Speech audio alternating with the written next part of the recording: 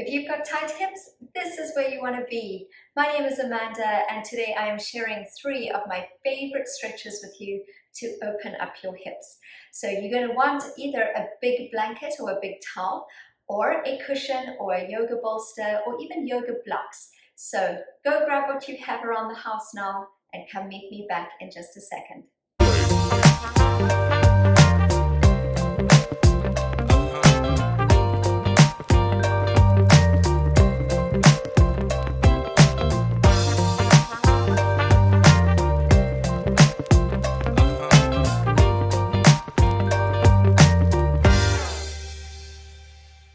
Alright, so first of all, let's start with our butterflies or a cobbler's pose. So I'm going to use my blanket underneath my bottom, and this is a great thing to be able to do when you are looking for ways of being able to sit down without creating too much pain through your hips. So anytime that you can lift your hips up a little higher off the floor is going to help you. All right, so even with your feet together here, you may find that you're unable to sit up taller and you're unable to open up your knees. That is okay. First of all, let's just embrace our starting position. Know that this is where we are and there's no need to criticize ourselves for it. Now, you might want to sit up a little higher if you're still sitting up this way. So grab another cushion, grab another blanket, so that you can lift up a little higher until you are able to bring your shoulders over your hips. If you need a little bit more support, you can place some cushions underneath your knees if you really are finding this really painful. So the idea here is that we want to get into a stretch that feels good in the body. You want to be able to enjoy the positions that you are in and not be in pain. So if you're in pain, you need to lift your hips up just a fraction higher. So this is our first pose, just keeping the knees open, and when you are ready, applying a little bit of pressure to the knees to open them up. You can also work on sitting up taller. Now, as and when you find that your knees start going down a little bit more, that you're able to sit up a little taller and you don't feel it at all in your hips anymore, then you start to lower the cushion that you are sitting on so that your bottom's getting a little closer down to your mat.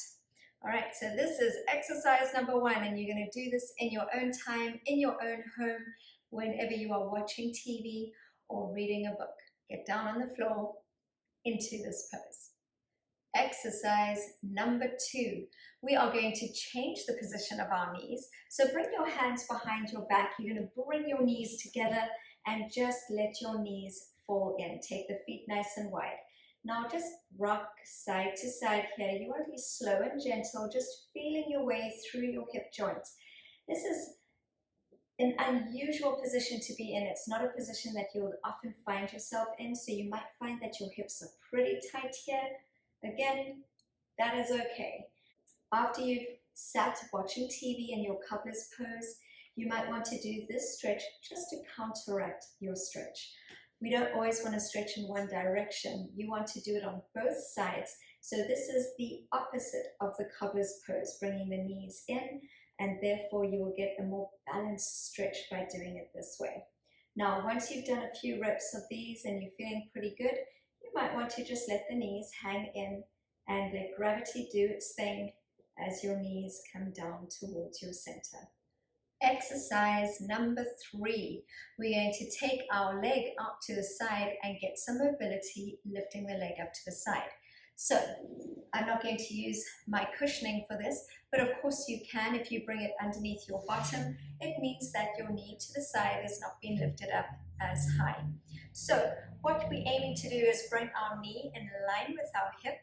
So sit up tall, lean over to the side, feel where your limitation is, and then just hold in that position. If you can come all the way up into a full seated position, then your mobility is awesome. So that is what you are working towards.